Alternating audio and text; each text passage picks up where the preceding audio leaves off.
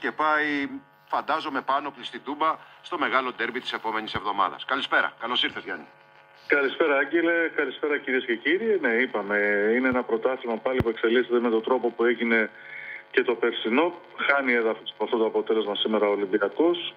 Πιο κοντά έρχονται οι άλλοι τρεις και ακολουθεί το ΠΑΟΚ ως ντέρμπι. Και θα έχουμε αυτή τη διαδικασία μέχρι να κριθεί το πρωτάθλημα, πάλι πιθανολογώ τελευταία αγωνιστική. Ναι, η ΑΕΚ έκανε αυτό που έπρεπε. Έχει κάνει 3 νίκες. Έχει βάλει 12 γκολ. Σκοράρει ο Πόνσε. Σήμερα σκόραρε και ο Λιβάη. Το πρώτο γκολ το χρεώσανε στον Πόνσε. Η διοργανώτρια. Η Super League, ναι. Έτσι είναι. Είναι αυτό γκολ όμως. Έχει 8. Του Τζουκάνοβιτς. Τέλος πάντων, καλά, απλά το λέω αυτό, μικρή σημασία έχει. Είτε 7 έχει, το 8 είναι μικρή σημασία, Γιάννη. Οκ, εντάξει. Απλά το λέω επειδή το είδα. Ένας λόγος παραπάνω για τον Αργεντινό, έτσι, γιατί και πράγματι και σήμερα ήταν καλός, MVP βγήκε του παιχνιδιού. Και ο Λιβάη με το που μπήκε μέσα έχει δημιουργήσει 3 μεγάλες ευκαιρίες. Η ΑΕΚ έκανε αρκετές φάσεις μετά τις αλλαγές, έτσι. Έκανε και μετά τις αλλαγές που έκανε, είχε πολλές ευκαιρίες για γκολ, νομίζω. Αυτό έχει παρατηρήσει, γιατί αρχίζει πλέον και λειτουργεί αυτό που έκανε η ΑΕΚ και πέρσι. Δηλαδή τις αλλαγές που έκανε ο Αλμέιδα μετά το 60, που έδιναν ένταση, φρεσκάδα, ποιότητα, δημιουργία ευκαιριών. Ήταν το όπλο της ΑΕΚ την περσινή χρονιά. Και αρχίζει να γίνεται πολύ πιο αισθητή και πάλι η παρουσία αυτών των αλλαγών και των παικτών που έρχονται μέσα στο γήπεδο, με τη διάθεση που έχουν να προσφέρουν. Όπως είπε ο Αλμέιδα μετά και στη συνέντευξη τύπου, δηλαδή ότι του άρεσε που είδε τους παίκτες που ήθελαν να διασκεδάσουν το ποδόσφαιρο και δεν σταμάτησαν ούτε στιγμή να βγάζουν ένταση για το αποτέλεσμα.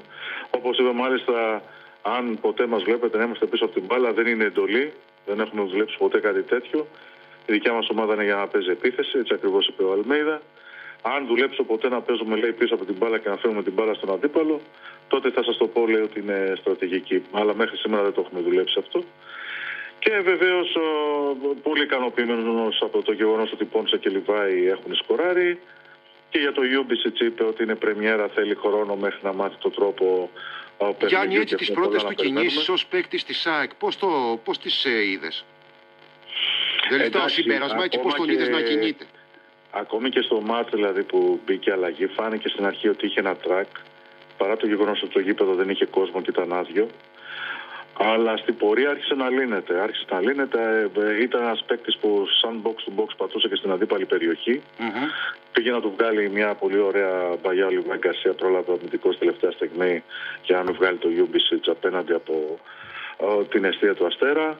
Εντάξει, παιδιά, τον ξέρουμε το Ιούμπισιτς, είναι πολύ καλός ποδοσφαιριστής. Χρόνο θα θέλει προφανώς να προσαρμοστεί σε αυτό τα οποία ζητάει ο Αλμέιδα, χρόνο και συμμετοχές. Η ΑΕΚ σήμερα είδε και τον Οπίγιο να κάνει ακόμη μια θετικότατη εμφάνιση. Είδε τον Οραντόνια να παίρνει δεύτερο παιχνίδι ως βασικός και να είναι και αυτός καλύτερος από την πρεμιέρα. Μπαίνει πλέον αρκετός κόσμος μέσα. Καμία ανησυχία για τον Βίντα, γιατί όπως είπε ο Αλμέιδα θα προπονηθεί μέσα στην εβδομάδα, οπότε θα είναι διαθέσιμος για την Κυριακή.